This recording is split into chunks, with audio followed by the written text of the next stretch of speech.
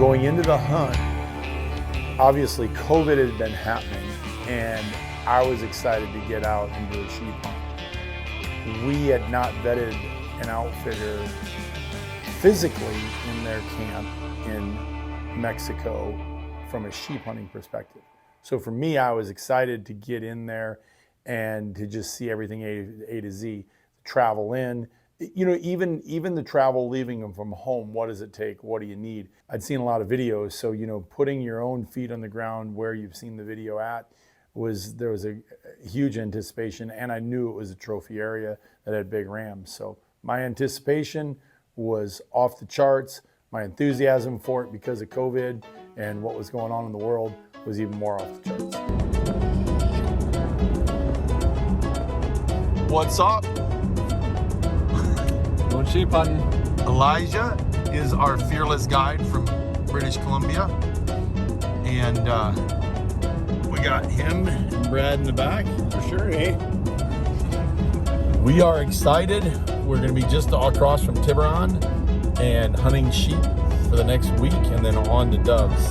So we're getting the lowdown, but we have made it into Mexico and a pretty seamless trip. And Elijah was waiting at the airport for us and away we went.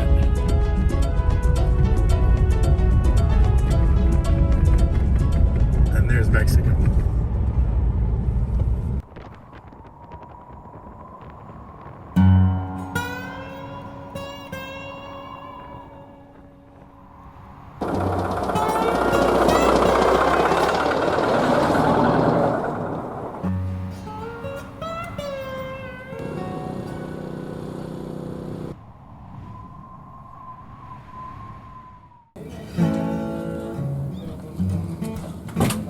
Well, I think we got everything.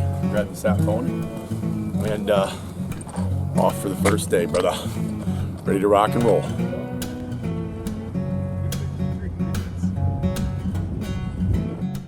So day one strategy for us was get up early, have a breakfast, get out right at the crack of dawn, right when the sun's coming peeking up over the mountains, and start glassing. And they are hard to see. You know, I would say between the hardest sheep I've ever had to locate from a glassing perspective would be Marco Polo and Desert Bighorn.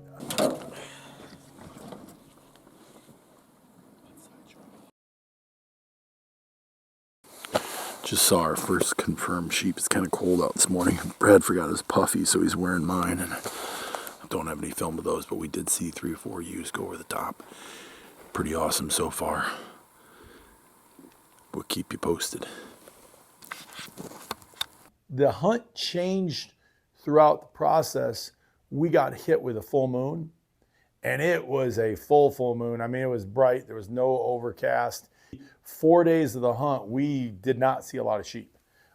We would locate some rams, it'd be up high. We would see some sheep, but there was nothing really. There was, you know, they were like, God, man, we're just not finding the good rams. Then the moon moved off and we were in the money after that. We were starting to see sheep.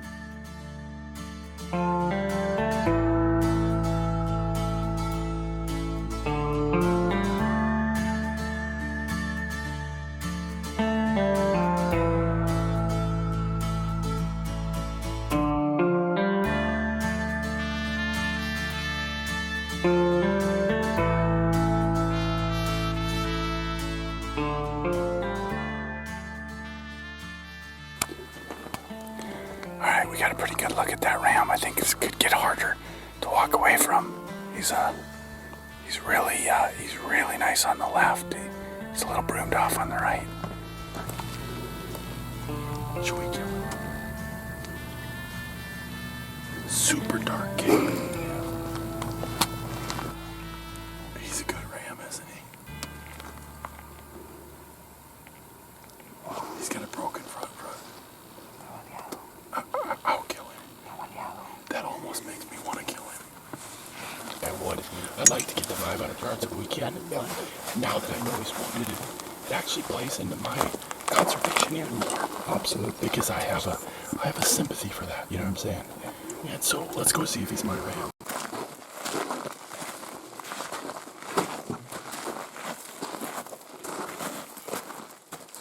Little breeze So Eli, we made a good stalk. Eli had a great idea just to go right at him and stay together. He's got a bum front leg. He's what I'm looking for.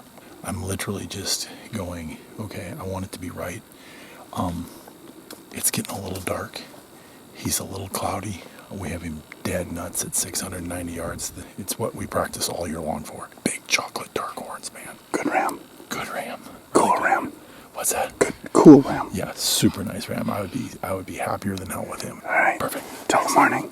In the mañana, mi amigos. So it was interesting that morning that we killed my ram. The night before, there was 2 guys out looking in a back remote bowl, and it's way back in there. And so they were just going to go peek in there, set up, and see if they couldn't find a ram. And then they were all excited. We came into camp there. Mexican was being spoken too fast for me to understand it. And then they showed us pictures, and then we understood everything. We were like, holy smokes, that's a good ram. And they were like, well, we don't know if we'll find him again. We don't know if we can relocate him. It all depends on the moon phase. And so the next morning we got up with great optimism.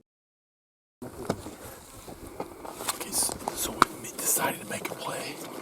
We're going to head in right now into the bottom of this cactus jungle.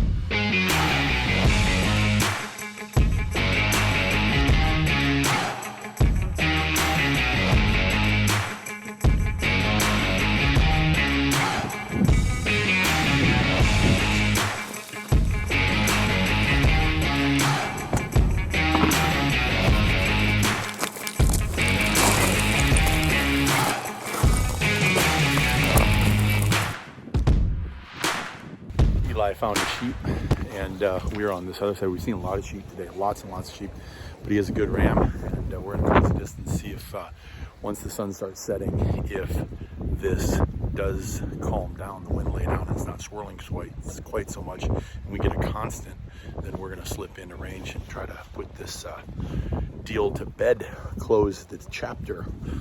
And so we're looking forward to it, pretty excited. I have not seen the sheep yet, but I guess he's a really good one, so stay with us.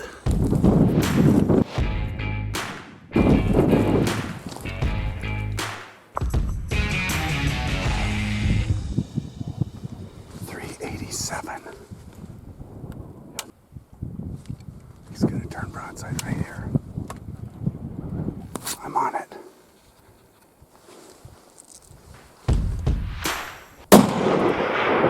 That'll do. Oh, just pumping blood out his backside.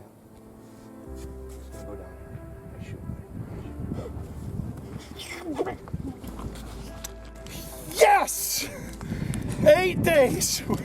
Eli, Brad, Daniel, John, Juan, Elude. Yeah. One more. Julio. Julio.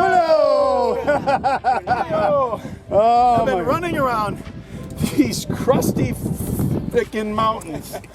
I mean, I'm telling you, they're a mountain because they're just like every other mountain, this Hog's Back Ridge, except for it's like marbles and nothing where you think it's going to be.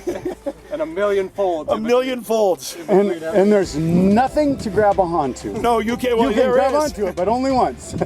Oh man, we're in a knife's edge right now. We literally crawled over this crest, huh, guys? Oh yeah. And he is down I see him right now. 400 yards away, basically. 380 on the money. Oh yeah, that first shot, I followed it all the way in. Yeah. Poof! God. And he was dead after that one. Yeah, but no fight. He just rolled. Oh, What's he? 7, 8? 7.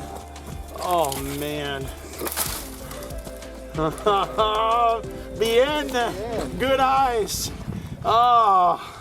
Muchas gracias. Oh man, you can't even imagine the emotions I have right now, man. Yeah, it's like when those guys cry on TV. I don't know if I'm gonna get there, but I gotta tell you, I'm pretty freaking emotional. He is an amazing critter. Thank you.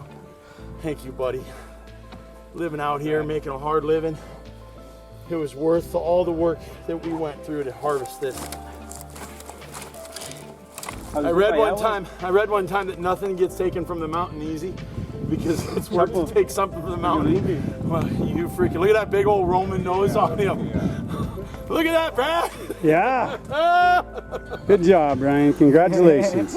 You know, there's always a lot of talk about Tiburon, but you know, my ram was one you'd kill on Tiburon first or last day too, I think. So I think the potential for trophies where we were is significant.